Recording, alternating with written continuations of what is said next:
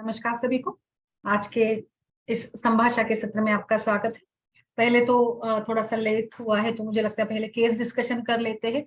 If there any cases, कुछ cases है तो बताइए। पहले रंजीत जी, सपना जी, दिलकश जी,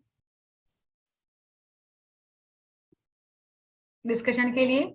कल का सुना आप लोगों ने सभी ने ओबेसिटी को लेकर, सपना जी? नहीं मैम, टाइम नहीं मिल पाया। कोई केस है तो बताइए, पहले केस डिस्कशन कर लेते हैं।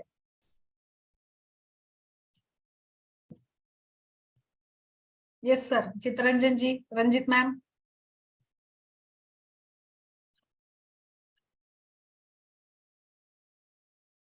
यस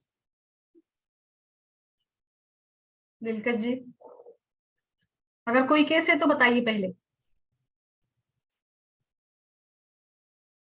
आज किसी ने कुछ डाला है क्या? सपना जी बोलिए, आज किसी ने कुछ डाला है? शायद मैंने ठीक से मैम नहीं देखा। एक ये पूछना था कि लाइक अभी कैसे बहुत नया आयुर्वेद का प्रैक्टिस है ना, तो जैसे पेशेंट पेन इन एब्डोमेन का कंप्लेन लेके आता है, तो हम उसको वो पेन इन एब्डोमेन के लिए क्या क्या मेडिसिन दे सकते हैं? आपको क्या लगता है, बताइए सबसे पहले आप क्या देना पसंद एक्चुअली करेंगे? एक पेशेंट सिस्ट का अंडर का ट्रीटमेंट चल रहा है, उसको हाँ हाँ वृद्धि, हाँ, वृद्धिवादिकावटी और कांचना गुग्गुल वरुणादि कषाय एमिकॉर्डियल सिरप हम्म ये चल रही है। फिर बट हम्म एक दिन अभी पेशेंट फॉलोअप के लिए आई तो बोली थी कि उसको काफी पेन जैसा रह रहा है जहाँ पे लेफ्ट साइड में जिस साइड सिस्ट है। अच्छा, तो आप देखिए बुखार, ठीक है, और कुछ बताइए मैम। Abdomen pain? नहीं, एब्डोमेन पेन है, बाकी तो मोशंस वगैरह क्लियर हैं, एपेटाइट भी हाँ, क्लियर है, कोई अदर कंप्लेंट्स नहीं है पेशेंट को। तो आप मुझे, हम लोग थोड़ा ये डिस्कस करते हैं कि एब्डोमिन पेन यानी उदर शूल, इसमें क्या क्या व्यवच्छेदक निदान हो सकता है, क्या क्या हो सकता है, बताइए जरा। सभी लोग मिलके बताइए, थोड़ा अच्छा लगेगा अगर सारा डिस्कशन अच्छा होता है तो।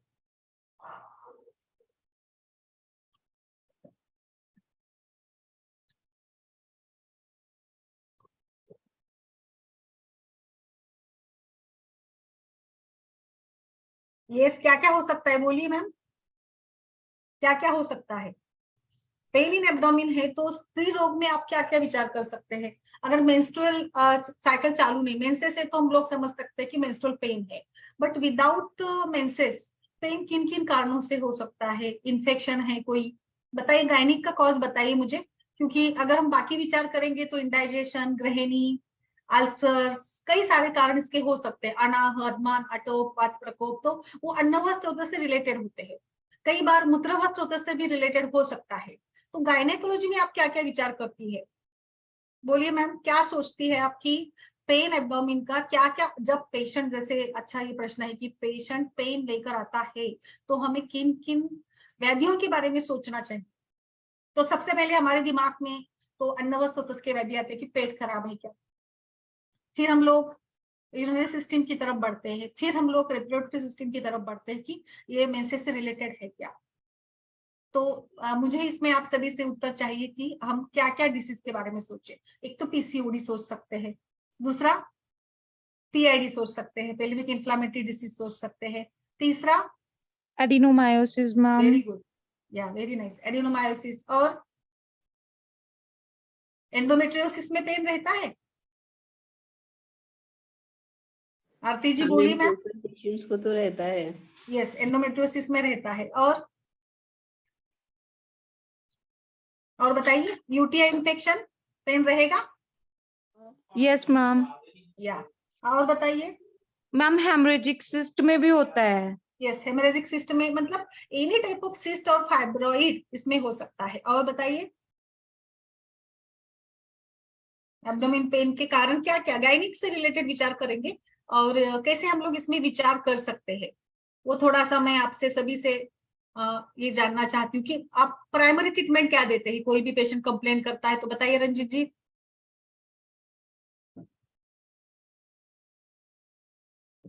संजीवनी, शंखवटी क्या देंगे? क्या विचार करना चाहिए? एक तो मैम शंखवटी दे सकते हैं। ओके,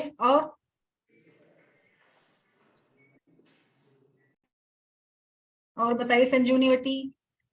कुटज घनवटी देंगे, क्या देंगे? शंख भस्म देंगे?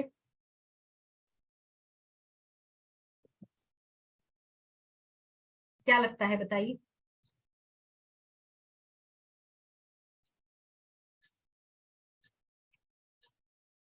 पीआईडी में क्या देंगे? चंद्र प्रभावटी, आरोग्यवर्धिनी वटी दे सकते हैं ना ये, भले ही डायरेक्टली पेन कम नहीं करते हैं बट दे आर यूजफुल ना। दशमूलारिष्ट दे देंगे, Yes, एरंडमूल, ma'am.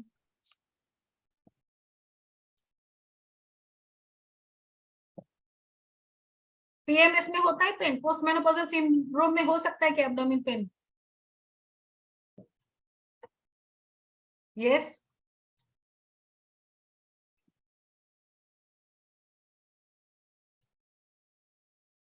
दाढ़ीमस्तक चूर्ण दे सकते हैं?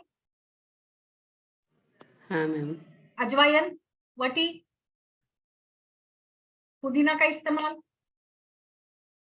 मीन का इस्तेमाल, धनिया का इस्तेमाल कर सकते हैं। क्या क्या दे सकते हैं, थोड़ा सोचिए। अजवायन, हींग, अजमोदादी वटी, कषाय दे सकते हैं क्या? Ma'am, शुंठी कषाय दे सकते हैं क्या? हिंगवाष्टक चूर्ण, लवण भास्कर चूर्ण, दाढ़ी माष्टक चूर्ण, दाढ़ी मावलेह, दशमूलारिष्ट, दशमूल काढ़ा कषाय, मुलेठी। अच्छा मुलेठी, यष्टि मधु, ठीक है। और यष्टि मधु भी दे सकते हैं, ऐसा कुछ नहीं है। यूटीआई में आप क्या देंगे बताइए? पुनर्नवा गोक्षुर का प्रयोग करेंगे? पुनर्नवारिष्ट, yes, गोक्षुर, ma'am. Yes, yes ma'am. Yes. हिंगुवटी देते हैं, चक्रवटी दे सकते हैं, तक्रवटी, और फिर बाकी शुंठी वाले सारे कल्प दे सकते हैं। अमृता गुगुल दिया जा सकता है। करी जैसे कि, हाँ बोलिए बोलिए बोलिए सर। विडंगासप। विडंगासो, विडंगारिष्ट भी दिया जा सकता है, बिल्कुल सही बात है। बच्चा अगर बताता है कि पेट में दर्द है तो हम लोग कृमिघ्न चिकित्सा करते हैं ना, विडंगासो विडंगारिष्ट का प्रयोग करते हैं। Ma'am, जीरकाद्यरिष्ट. Yes correct, very nice. जीरकाद्यरिष्ट दिया जा सकता है। अगर आपको लगता है कि ये अल्सरेटिव टाइप का पेन है तो वहां पे पंचामृत परपटी, मुक्ता शुक्ति भस्म, या प्रवाल पंचामृत, लघु सूत शेखर, अविपत्तिकर चूर्ण, ये सारे भी वहां पे विचार करने लायक कल्प बन जाते हैं। बट हम लोग अगर गायनिक का प्रयोग जैसे सोच रहे हैं तो उसमें जैसे आप ये सारा बता रहे, त्रिफला भी दिया जा सकता है। त्रिफला का कषाय भी ये त्रिदोषों का शमन करता है। और एब्डोमिन पेन में कई बार एब्डोमिन पेन में भी अगर भले ही गायनिक का पेशेंट होता है तो ये स्टमक अपसेट से भी रिलेटेड होता है, तो वहां पर भी हम लोगों को ये सारे विचार करने होते हैं। और जो हिंगवाष्टक चूर्ण है, लवणवाष्टक चूर्ण है, दाढ़ीमाष्टक चूर्ण है, ये जाकर गैस्ट्रिक मोटिलिटी को थोड़े से रिड्यूस करते हैं। और कई बार पेशेंट को ये भी समझता नहीं कि ये पेन गायनेकोलॉजिकल है या इंडाइजेशन के कारण है, तो पीआईडी में या एंडोमेट्रियोसिस में, एडिनोमायोसिस में भी हम लोग ये सारे कल्पों का प्रयोग कर सकते हैं, जो एक प्रकार के वात दोष के ऊपर काम करना है हमें। देखिए पेन एब्डोमेन का किसी भी प्रकार का होगा, बट इसके लिए रिस्पॉन्सिबल फैक्टर तो पाचक पित्त होता है, और फिर लाइक अपान वायु होता है, ये समान वायु, समान अपान की संप्राप्ति और पाचक पित्त, जिसके साथ फिर जो एक प्रकार से अच्छे से पचन नहीं होता है तो आहार ठीक से नहीं बनता है, तो इस संप्राप्ति का विचार इसमें किया जा सकता है। तो अभी आगे बढ़ते हैं। ये सारे डिसीज हो सकते हैं, इसमें पेशेंट का हिस्ट्री। एक और बात है कि पेन कब सबसाइड होता है, कब बढ़ता है, क्योंकि पेप्टिक अल्सर में, ड्यूनेनल अल्सर में अलग अलग कंडीशन होती है कि लाइक खाना खाने के बाद अच्छा लगता है क्या, या खाली पेट उसको अच्छा लगता है। पेन का समय क्या है, पेशेंट जब आती है तो उस कौन से एज में है। अगर कोई लड़की आती है पेन का ये बताती है तो हम लोगों को कृमिघ्न चिकित्सा करनी है, उसको लाइक अग्नि को करेक्ट करवाना है, और फिर हम लोग बाकी मेंस्ट्रुअल अगर सिंड्रोम होता है तो उसके लिए बस्ती, हल्का विरेचन, ये सभी कुछ हम लोग उसमें विचार कर सकते हैं। आगे बढ़ते हैं। Pain and abdomen, it may be due to dyspareunia भी इसका एक कारण होता है, तो उसमें भी पीचू जैसी चिकित्सा की जा सकती है। उत्तर बस्ती, मात्रा बस्ती देने से भी काफी पेन में राहत मिलती है, तो वहां पर भी वो विचार करें। एब्डोमिन पेन कोई भी इंफेक्शन के कारण भी होता है, तो इसमें त्रिफला, सूक्ष्म त्रिफला जैसे कुछ द्रव्यों का हरिद्रा खंड है, उसका भी प्रयोग हम लोग कर सकते हैं। यूटीआई अगर है तो इसमें तृण पंचमूल कषाय, और जैसे ये थोड़े से मूत्रल टाइप के कल्प है, पुनर्नवा, गोक्षुर आदि, और लाइक वरुण आदि कषाय है, असवारिष्ठ है, चंदनासो वगैरह, उन सभी का हम लोगों को विचार करना चाहिए। तो ये आप एज के विचार से भी आपकी ट्रीटमेंट, लाइन ऑफ ट्रीटमेंट बदल जाती है। फर्टाइल एज की है तो मैंने जो हम लोग हमेशा से रोज डिस्कस करते हैं, लाइक पहले दीपन पाचन, फिर अनुलोमन। दीपन पाचन के बाद ही 25% पेशेंट का 25% में पेन कम होता है, फिर विरेचन से और 50% पे आता है, बस्ती से और 75% पे आता है, और फिर इंटरनल मेडिसिन साथ में चलते रहनी चाहिए। ठीक है, इसके साथ आगे बढ़ते हैं किसमें इन्वेस्टिगेशंस क्या कर। इन्वेस्टिगेशंस में मेरे विचार से सबसे पहले तो लोकल एग्जामिनेशन, पेशेंट का अच्छे से हिस्ट्री टेकिंग, पूरे स्रोतों का परीक्षण करना, फिर सारी ये देखते हुए फिर यूजी, एक बेसिक यूजी करवाया जा सकता है, वो काफी अच्छा माना जाता है, मतलब क्या करना चाहिए। यूएसजी कर लेते तो हम लोगों को रूल आउट हो जाता है, तो वो आप जरूर करवाइएगा पेशेंट में। पेशेंट मेनोपॉजल इसकी होती है तो वहां पे जो एक कैंसर का खतरा रहता है, डर रहता है, तो पैप्समियर है, या रिलेटेड अगर कुछ वेट लॉस वगैरह है, पेन के साथ वेट लॉस वगैरह है, तो वहां पे भी हम लोगों को विचार करना चाहिए कि हम और क्या सोच सकते हैं। यूटीआई इन्फेक्शन है लगता है, यूरिन भी टेस्ट करें, सीबीसी यूरिन टेस्ट करें, यूएसजी करें, और पेशेंट की एज के अनुसार पैप्समियर या जो ऐसे मार्कर्स होते हैं उसका भी विचार हम लोग कर सकते हैं। और कई बार साइकोलॉजिकल भी पेन होता है, तो साइकोलॉजिकल पेन के लिए थोड़ा उसको प्राणायाम, योग, शिरोधारा, शिरोपीचू कराते हैं। तो मतलब ओवरऑल मेरे विचार से पेन के लिए हमेशा वात और पित्त दोनों दोषों का विचार हमें करना चाहिए। Any type of abdominal pain हो तो उसमें अपान वायु को और पाचक पित्त को करेक्ट करिएगा, और पित्त के साथ जो भी धातु होता है या वात दोष का जिस प्रकार से संबंध होता है तो वो भी विचार करें। कई सारे प्रकार के पेन जो है वो भी आयरन तेल अगर आप देते हैं, अनुलोमन हो जाता है वात दोष का, और पेशेंट का 50% तो जो दर्द होता है, पेट दर्द होता है, वो तुरंत ही कम हो जाता है। तो वहां पे वो भी आप लोगों को विचार करना चाहिए। ओके, और आपको क्या लगता है बताइए मैम। सपना जी, आपका मतलब आपको क्लियरिटी आ गई कि अगर एब्डोमिन पेन है तो किस प्रकार से विचार करें। कई बार लघु सूचक भी दे देते हैं ना, तो पेशेंट का पेन हल्का हो जाता है। तो पेन में गायनाकोलॉजिकल पेन के लिए तो मतलब एक प्रकार से ये विरेचन वगैरह कराते हैं तो भी पित्त का अनुलोमन होने के साथ भी दर्द कम होता है, और आप थोड़ा हल्का अनुलोमन के बाद भी एरेंटेल्स के साथ भी पेशेंट को वातानुलोमन हो जाता है, और वो भी होता है। फिर स्नेहन भी करवा सकते हैं, आपने अभ्यंग भी करवाया हल्का तो भी अनुवात दोष का शमन होकर भी पेन कम हो जाता है।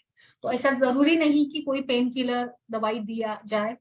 तो मेरे विचार से एब्डोमिनल पेन के लिए थोड़ा धूपन जैसी चिकित्सा भी अच्छी होती है। इसमें मैं अजवाइन, हींगू, इसका आप धूपन करवा सकते हैं, कर्पूरादि तेल हल्का सा लगा सकते हैं, नाभि पूरन किया जा सकता है। नाभि पूरन से जो गायनेकोलॉजिकल पेन है टिपिकली वो कम होता है। मैंने नाभि पूरन के ऊपर भी सेशंस लिए हैं, वो भी काफी फायदेमंद होता है। और थकान के कारण अगर पेन है तो वो थकान के कारण जो पेन होता है उसमें आप गुरुत्व का नाभि पूरण करवा सकते हैं। तो ये वैरायटी के साथ आपको नाभि पूरण, शिरोधारा, शिरोबस्ती और सभी विचार करना है। बस्ती विरेचन ही बेस्ट है मेरे विचार से कोई भी टाइप ऑफ एब्डोमिन पेन के लिए। बताइए सपना जी। अलका जी नमस्कार, बोलिए। डॉक्टर सपना बोलिए मैम, आप कुछ कहना चाहती है तो। हाँ मैम, एक आइडिया मिल गया। वो जनरली कैसे पेशेंट पेन लेके आया तो डाइक्लोडोटिन वही आता है माइंड में। नहीं नहीं, बिल्कुल नहीं, बिल्कुल नहीं। आप ऐसे, आप कई बार ना, लाइक मैंने बोला ना, लघु सूचक और आयुर्पत्ति का चूर्ण देने से भी पेशेंट का ये होता है, मतलब अच्छा कवर होता है पेशेंट। ओके, और किसी को यस कुछ मैम। पूछना है केस के बारे में? चलिए आगे बढ़े, मैं थोड़ा सा बताती हूँ आगे। कुछ कल हमने ओबेसिटी को लेकर डिस्कशन किया था ना, तो इसी को थोड़ा आगे बढ़ाना मैं चाहूंगी। ओबेसिटी में किस प्रकार का आहार लेना चाहिए, ये तो कल हमने बहुत मतलब सविस्तर रूप से देखा, उसमें कई सारे बात है। और ओबेसिटी का हमारा किताब भी है, obesity Ayurveda insight, and which is available Amazon के भी ऊपर है। तो आप लिंक, तो ये सारा हमने किताब में लिया है, और काफी इंटरेस्टिंग वो किताब आपको लगेगी अगर आप उसमें देखेंगे। तो मैं थोड़ा जनरल इंस्ट्रक्शंस भी इसमें देना चाहूंगी। हमेशा से जो भी ओबेसिटी का, और कई बार ऐसे होता है ना कि कोई व्यक्ति देखते हैं तो हम लोगों को लगता है कि अरे इसका वेट इतना मेंटेन है, तो हम लोग ऐसे बोल देते आप क्या खाते कि आप इतने मेंटेन है। तो सारी बातें ओवरऑल आ जाती है खाने। तो मैं हमेशा से बताती हूँ हर किसी को कि किसी का डाइट जो है ये इसके age, race, working pattern, stomach fire and प्रकृति के ऊपर डिपेंड करता है। ऐसा हम बोल नहीं सकते कि एक ही एज ग्रुप के महिलाओं का और पुरुषों का आहार एक जैसे हो, तो इट डिपेंड्स अपॉन। और कुछ बात मैं बताती हूँ कि अभ्यवरण क्षमता, अग्नि अच्छा है इसका मतलब अभ्यवरण क्षमता यानी आपकी इंटेक कैपेसिटी अच्छी होगी, ऐसे नहीं है। कुछ लोग अपने एब्डोमिन को, अपने स्टमक को आदत लगा देते कि मैं 1 या 1.5 रोटी ही खा पाती हूँ, तो उनको ज्यादा खाना पसंद नहीं होता, या फिर वो सही भी नहीं सकते, वो थोड़ा थोड़ा लाइक मतलब डिवाइड करके, डिवाइडेड मील उनको पसंद होता है, मतलब they can have a divided meal. But ये जो है मतलब एक साथ बहुत ज्यादा खाना, वो उनको सही नहीं होता है। कुछ लोगों का ऐसा होता है कि एक बार भरपूर खाना खाते हैं और फिर दिन भर कुछ नहीं खाते। तो I think it depends upon the training of stomach. जैसे मैं आपको बताऊं तो बचपन से जो आदत आप अपने स्टमक को लगा देते हैं उसी के ऊपर आपका खाने का पैटर्न रहता है। It also changes during the menstruation, pregnancy, lactation and menopause. तो कल मैं जैसे मैंने उसमें आपको बताया कि वैरायटी क्या होती है। मेंस्ट्रुएशन के दौरान भी हार्मोनल चेंजेस के कारण भी एनीमिया है, तो मतलब देखिए, आहार से ही अन्न का पोषण होता है, आहार से ही मन का पोषण होता है, शरीर का पोषण होता है। तो हर एक व्याधि में आहार की जो इच्छा है, आहार का पैटर्न है, वो अलग अलग होता है। जैसे कि अतिसार है या लाइक छर्दी है, वमन है, इस व्याधि में पतला अगर हम लोग लेते हैं तो हमें अच्छा लगता है। तृष्णा है, दाह है, शोष है, रसधातु क्षयजन्य व्याधि है, उसमें हमें द्रव अन्न अच्छा लगता है। मेदस्वी मेदुर मांस प्रार्थना, मेद का क्षय होता है तो मेदस्वी पदार्थ खाने की इच्छा होती है। तो हमारा शरीर अपने आप से उसको जो चाहिए उस प्रकार के डाइट की मांग करता है, बस हमें उसको समझना चाहिए कि हमारा शरीर क्या मांग रहा है। किसी का वजन कम हुआ है तो उसको मेदस्वी पदार्थ खाने की इच्छा होती है, किसी का रक्त धातु कम हुआ है तो उसको अम्ल पदार्थ खाने की इच्छा होती है। तो इस नॉर्मल पैटर्न को समझिए, आप अपने शरीर के डिमांड्स को समझिए और उसी के अनुरूप आपका आहार निर्धार करें। और मैं और बताऊंगी, कल मैंने बताया था प्रकृति को लेकर, तो प्रकृति के अनुसार ही आप ही अपने खुद का आहार निर्धारित करें। नेक्स्ट है, कई बार ऐसे होता है ना कि हम लोग बहुत गड़बड़ में खाना खाते हैं, और गड़बड़ में खाते हैं, अनेक सारे काम करते हुए खाते हैं, टीवी मोबाइल ये वो बातें चलती रहती, तो हम लोगों को पता ही नहीं चलता, and we can not feel satiety. तो मेरा आप सभी से रिक्वेस्ट है, आप खाना खाते समय इतना जितना शांति से खाएंगे उतना उस खाने का आनंद ले पाते हैं, तो आपको सटाइटी फील होती है। और सटाइटी फील होती है तो आपका मतलब you have a focused meal, focused diet ले, और धीरे से खाए, धीरे से चबाकर खाने से भी अन्न का आनंद मिलता है। कई बार क्या होता है ना, हम लोग गड़बड़ में खा लेते तो बाद में ऐसे लगता है कि पेट भरा नहीं। मैंने खूब लोगों को देखा है कि खाना तो खत्म हो जाता है, फिर बोलते हैं कि पेट भरा नहीं, कुछ है क्या खाने को, कुछ फिर अलग से खाना है। क्यों खाना है? Because that food is not reaching up to your mind. तो आपके माइंड तक ये फूड पहुंचा नहीं, तो उसको कैसे पहुंचाना है? आपको ही पहुंचाना है। आप सटाइटी यानी फील करें, तो इसलिए आपको खाने का आनंद लेने के लिए स्लो खाना होगा। नेक्स्ट रूल है, हमेशा आपके कम से कम एक मील में कोई भी एक फल या एक अच्छी मतलब सब्जी आपकी पसंद वाली, और प्रेफरेबली स्टीम वाली होनी चाहिए, नॉट कि ऑयल डाली हुई, तो उसको उबाल कर खाए। ये वजन कम कराने के लिए बहुत अच्छा काम। पानी को लेकर मैंने देखा कि काम के कारण और मानो कुछ अवेलेबिलिटी के कारण ऑफिसेस में वगैरह पानी कम पिया जाता है, लोग बॉटल तो भरकर रख देते हैं बट पानी पीना भूल जाते हैं। ये भी आपके प्रकृति के ऊपर डिपेंड करता है।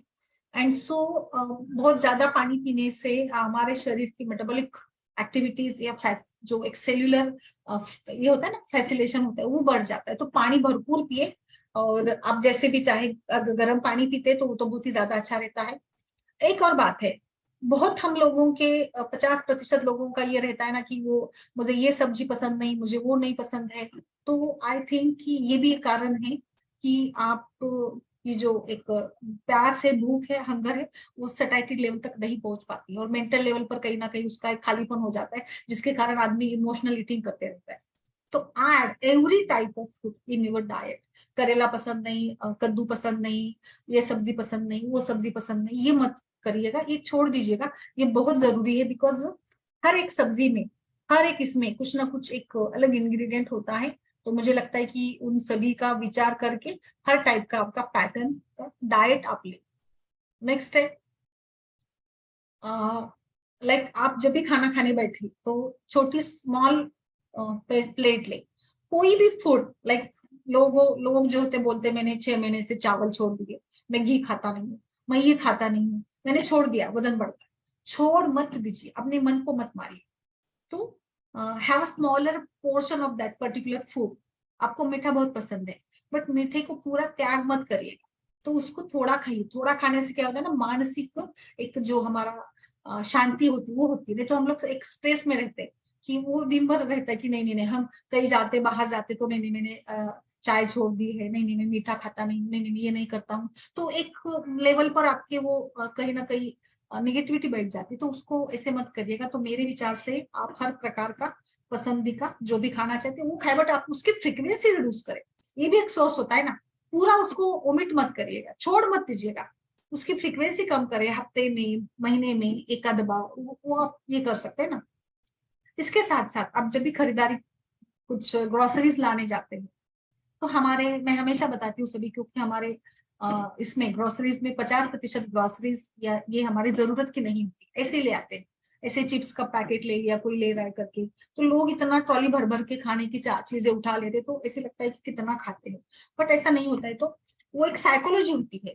आजकल की साइकोलॉजी को मैंने देखा कि हमारे अंदर ये है ना कि हम लोग जितना मतलब खरीदारी करते हैं तो हमें अच्छा लगता है, तो इसी का अच्छेपन के लिए, और फिर भूख लगेगी, बच्चे खा लेंगे, तो बच्चे के लिए मैंने कई सारे माओं को देखा है कि वो एक उनके अंदर ना ये होता है कि हम लोग बाहर कामकाज के लिए जाते हैं तो बच्चे को हम लोग पूरा समय नहीं दे पाते हैं, तो उसको घर में खाना भरकर रखे, फ्रीज भरकर कुछ कुछ रखे, तो वो एक हमें लगता है कि हमने उनकी पूरी मतलब जिम्मेदारी निभा ली, तो उनके लिए सब कुछ है, और हम लोग ऐसी चीजें लाकर रख देते, तो वो एक आदत बन जाती है घर में बच्चों की भी कि वो खाना उसको शुरू कर देते हैं। और इसमें ज्यादा जो फैंसी फूड होता है, हम लोग मतलब मुझे लगता है कि फैंसी इसके तरफ हम लोगों का आकर्षण ज्यादा होता है, यानी चाइनीज एंड इटालियन और आजकल जो जो मिल जाते हैं उसके तरफ एक अट्रैक्शन रहता है, क्योंकि शायद हमारे कल्चर में वो नहीं होता है। तो जो नहीं होता है ना आदमी के पास, उसके प्रति थोड़ा अट्रैक्शन ज्यादा रहता है, तो इसीलिए वो हम लोग खरीद कर ला लेते हैं। और फिर घर में होता है तो आदमी की इच्छा होती है खाने की, वो खा लेते हैं। और फिर fast food, instant food, fried junk, cookies, pasta, burger, noodles, सभी में ट्रांस फैटी एसिड्स होते हैं, एंड ये हमारे शरीर में फिर फैल जाने लगते हैं।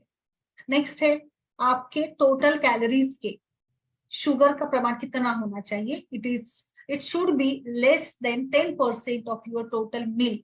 तो आपके मील के 10% कम आपका शुगर इंटेक होना चाहिए। तो फॉर नॉर्मल अगर वेट है उसको अगर मानो एक averagely 2000 kilo calories per day लगती है ये, तो लाइक इसका मतलब है आपको कम से कम 5% शुगर जो होती है ना, उस 10 से 11 टीस्पून ऑफ शुगर इसके अगर हम लोग निकाल देते हैं, तो पूरी मिलाकर, ऐसा नहीं कि शुगर यानी डायरेक्ट शुगर, तो जो भी कार्बोहाइड्रेट्स, दाल, प्रोटीन, सब्जियां जो भी खा रही, तो उससे जो शुगर बनती है उसका जो प्रमाण है, it should B not more than 10 to 11 teaspoon, और इट इज बिलो द 5%। ये बेटर रहेगा आपका वजन कंट्रोल में रहने के लिए। तो ये एक स्टडीज बताती है। आपके इसमें नेचुरल बिहेवियरेजेस मैंने कल भी बताया था, सारे वो ऐड ज्यादा से ज्यादा करें, एक्टिव रहे। टी, कॉफी और स्किम्ड मिल्क का जो प्रयोग है, स्किम्ड मिल्क आप कर सकते हैं। एक और मैंने देखा, मिनिमाइज स्क्रीन टाइम, रिड्यूस करें उसको भी। बिकॉज ना क्या होता है ना, हम लोग एक साइकोलॉजी जो मैं बता रही हूँ, साइकोलॉजी, सारा खेल हमारे साइकोलॉजी का ही है। हम लोग टीवी पे एडवर्टाइजमेंट देखते हैं, कुछ जो ये होते हैं ना सेल होते हैं, ये होते हैं, तो उसमें भी काफी अट्रैक्टिव टाइप का फूड का पैटर्न है, अचार, चटनी, ये सभी चीजों की इतनी अच्छी एडवर्टाइजमेंट दिखा देते हैं। प्रोटीन की इसकी कई सारे जो अनवांटेड ये होते हैं ना कि दूध में डालने वाले जो भी है वो सारे प्रोडक्ट्स है, तो ऐसे प्रोडक्ट्स इतने दिखा देते हैं अच्छे अच्छे बच्चों के लिए, माँ के लिए, इस एज ग्रुप के लिए, लैक्टेटिंग महिला के लिए, मैंने, तो हम लोग उसके भी कहीं ना कहीं आदी बन जाते हैं और वो हम लोग खरीद कर ला लेते हैं। तो स्क्रीन टाइम भी कम करे जो कि ज्यादा प्रमोट करता है फास्ट फूड को। आप थोड़ा ऑब्जर्व करिएगा, दिन भर में जो भी एडवर्टाइजमेंट आती है उसमें आपके काम के कितने प्रोसेस्ड फूड प्रोडक्ट्स और अवेलेबिलिटी को दिखाते हैं, एंड स्विगी और बाकी सारे जो भी आजकल की शॉपिंग ये होते हैं ना और ऑर्डर करने वाले होते हैं वो भी उसको दिखा देते हैं, but all these are having low nutritious food, and especially adolescents, children get attracted to that particular food. So वहां पे हम लोग उसको अवॉइड नहीं कर सकते हैं।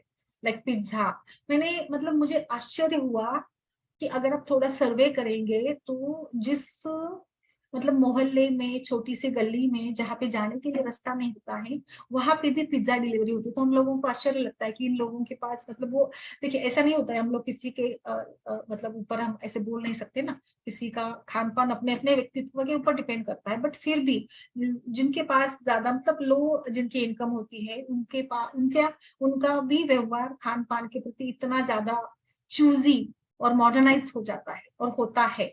तो ऐसा नहीं है कि मॉडर्न सोसाइटी में ही ओबेसिटी की समस्या है, ओबेसिटी की समस्या दिन ब दिन बढ़ रही है और खास करके टीनेजर्स अडल्ट में बहुत ज्यादा बढ़ रही है। इसका मुख्य रूप से कारण है हमारा एजुकेशन पैटर्न, हमारा कल्चर, और आजकल बच्चे सवेरे ही घर से निकल जाते हैं तो वो दिन भर कैंटीन का तो मतलब पैसे भी होते हैं बच्चों के पास अच्छे खासे, तो कैंटीन का फूड 8 बजे निकल गए और रात को 8 बजे आ जाते हैं, क्लासेस वो क्लास ये क्लास वो तो बीच का जो मील होता है वो सारा बाहरी मील भरा होता है। कई लोगों को मैंने देखा है कि स्कूल से डायरेक्ट ट्यूशन को जाते हैं, बीच में ब्रेक होता है वहां पे दुकान पे खड़े होकर कुछ वड़ा पाव खा लेते, कुछ ये खा लेते, तो ये आपको क्यों नहीं दिखता है? तो ये भी तो एक कारण है, और यही बच्चों में आपके पास आने वाले सभी लड़कियां और सारे जो भी 1-2 मिनट तक संपर्क।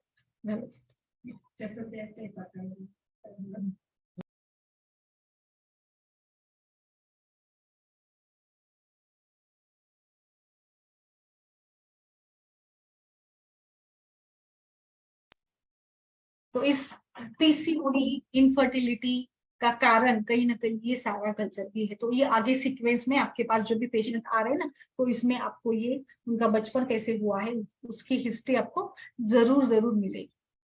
आप रोज आपको सच में वजन कम करना है तो आप रोज कुछ ना कुछ पढ़े जो which is related to your health and diet, healthy lifestyle के बारे में। फिर वो छोटा सा एक वीडियो होगा योगा का, कोई भी, इतना सारा ऑप्शन आपके पास है, फेसबुक, इंस्टाग्राम, यूट्यूब, तो कुछ ना कुछ डेली एक जस्ट 10 मिनट्स का कुछ ना कुछ आर्टिकल पढ़ते हैं ना तो अपने आप को बहुत मोटिवेट फील करते हैं हम लोग। और आपकी कंपनी में भी कोई जो योगा प्राणायाम करता होगा, जो भी ऐसे हेल्दी लाइफस्टाइल को अपनाता होगा, तो अगर आप उस कल्चर में जाते हो, लाइक कंपनी मेक्स मैन ऐसे बोलते हैं ना कि कंपनी संगत लग जाती, तो बस आप ऐसे इसमें रहते हो तो आपका पैटर्न, आपकी लाइफस्टाइल और वो उसमें भी सुधार आता है। तो ये सारी बातें भी आपको सोचनी चाहिए।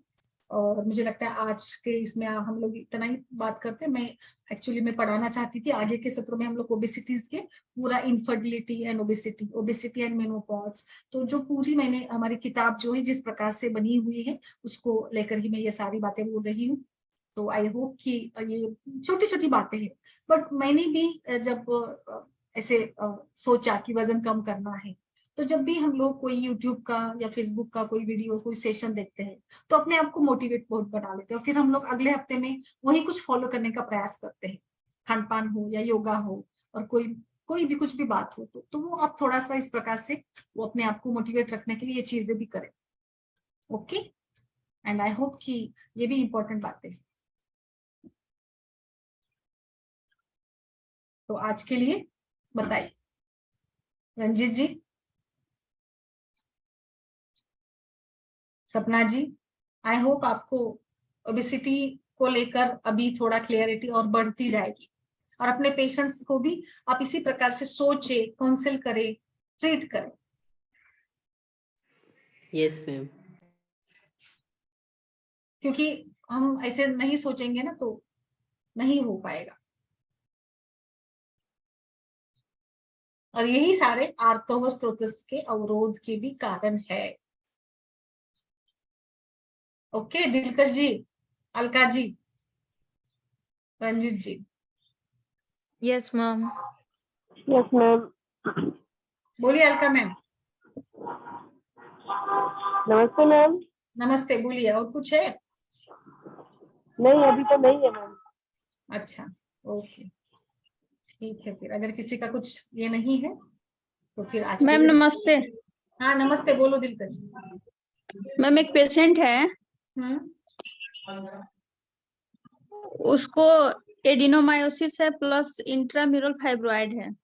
अच्छा। और एज क्या मैम है उसका बताइए? मैम 26-7 होगा। और मैम उसका हेतु ये मिला मेरे को, जब वो मीनाक्षी उसका शुरू हुआ था, उसके 1-2 साइकिल के बाद उसको आमौत शुरू हो गया। और अभी उसकी उंगलियां बिल्कुल टेढ़ी हो रखी हैं। 8 साल शादी को हो गए, 4 साल का एक बेटा है उसका। और वेगा अवरोध वगैरह थोड़ा बहुत था उसका, अभी भी है। तो मैम इसमें उसको वही मेंस आ रहा है, तो अभी 1 साल से इसको दिक्कत हो रही थी। तो अभी रिसेंटली उसने यूएसजी करवाया, तो उसमें एडिनोमायोसिस और वही इंट्राम्यूरल फाइब्रॉइड है। अच्छा मैम, साइज वगैरह कुछ आप रिपोर्ट शेयर करेंगे? और बाकी हेतु वगैरह क्या मिले, कुछ थोड़ा बताएंगे? मैम हेतु अगर वेगा अवरोध ही मिला, बाकी तो और कुछ नहीं। स्ट्रेस वगैरह है पेशेंट को अभी बाकी आमौत थोड़ा की वजह कुछ तो होगा और ज्यादा, मुझे लगता है ना। बट ठीक है, अभी क्या विचार करें हम लोग, बताइए इसमें कैसे विचार करें एडिनोमायोसिस में? क्या कहता है आयुर्वेदा? आमौत की वजह से उसकी उंगलियां बिल्कुल अब टेढ़ी हो रही हैं। अच्छा, और तो उसको मेंस्ट्रुअल मीनाक्षी के पैटर्न बाद कैसा है? मैम मेंस रेगुलर है, लेकिन पेन होता है, ब्लीडिंग भी ज्यादा होती है और पेन ज्यादा होता है उसको। अच्छा। और मीनार्की के 1-2 साइकिल के बाद ही आमौत उसका स्टार्ट हो गया था। यस मैम, ये ना पूरा वात और पित्त वाला ही केस है। टिपिकली देखिए, एडिनोमायोसिस ब्लीडिंग ज्यादा होती है तो पित्त का प्रकोप है, एंड देयर इज अवरोध है ना वात का, और पित्त के कारण सूजन कहीं ना कहीं होगी वहां पर, तो पेन है पेशेंट को, ब्लीडिंग ज्यादा हो रही है, तो अनुलोमन बहुत अच्छा काम करेगा। विरेचन दीजिए पेशेंट तो मैम पेशेंट को विरेचन त्रिपन पाचन और विरेचन बहुत इंपॉर्टेंट है। और मैं इसमें अभिपत्तिकर चूर्ण नहीं बताऊंगी आपको, अभिपत्तिकर मैम वही चूर्ण। मैंने दिया हुआ विपत्तिकर, आरोग्यवर्धिनी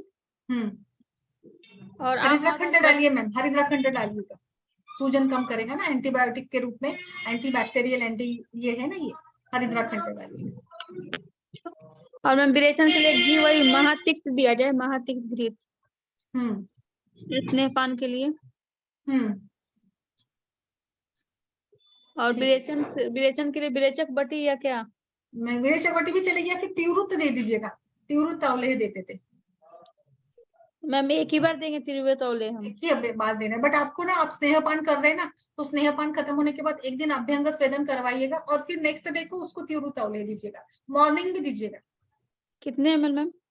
एक्चुअली वैसे 80 और 100 ml डोज होता है, बट आप उसको अग्नि कोष्ठ लेकर देखे, और मुझे मेरे विचार से 30 to 40 मतलब मिली ये चलेगा, ml चलेगा, यानी लाइक 5 बड़े चम्मच चल सकते, 4 से 5 बड़े चम्मच, है ना।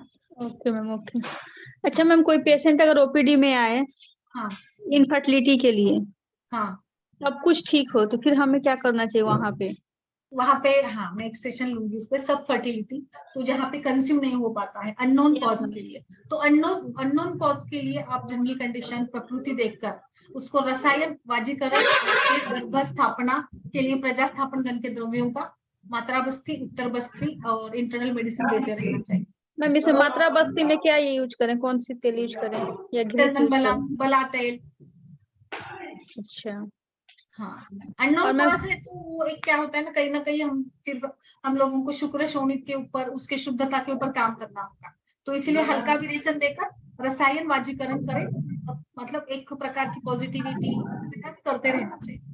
मैम एक सेशन लीजिएगा ना इस पे, क्या क्या हम यूज कर सकते हैं? यस मैं अभी वही सोच रही थी, एक मुझे इसके ऊपर भी सेशन लेना है ना, आप सभी कंफ्यूज रहते हैं ना अनोव्यूलेशन को लेकर, उसके ऊपर भी मैं लूंगी और सेशन। सेकेंडरी इनफर्टिलिटी के लिए भी मैम? यस यस बिल्कुल, जस्ट या अभी सिर्फ क्या होगा ना, 1-2 दिन यहाँ पे हमारे यहाँ एक बड़ी कॉन्फ्रेंस है, तो इसलिए मैं काफी ज्यादा बिजी थी, इसलिए थोड़ा लेट होता रहे इस हफ्ते में भी, और फिर कल का भी देखती हूँ, सैटरडे को तो सेशन नहीं होगा क्योंकि कॉन्फ्रेंस है यहाँ पर, ओके तो मैम, नेक्स्ट वीक से ओके करेंगे। ठीक है मैम, ओके मैम, अगर केसेस हो तो डालिएगा, ऐसा कुछ नहीं, कल का भी देखते हैं। ठीक है, ओके मैम, थैंक यू। फिर मुझे बताइए। Yes ma'am. चलिए चलिए, फिर आज के लिए रुकिए। Okay okay, thank you ma'am. Thank you, thank you ma'am. Ma'am. Thank you, नमस्कार। नमस्कार।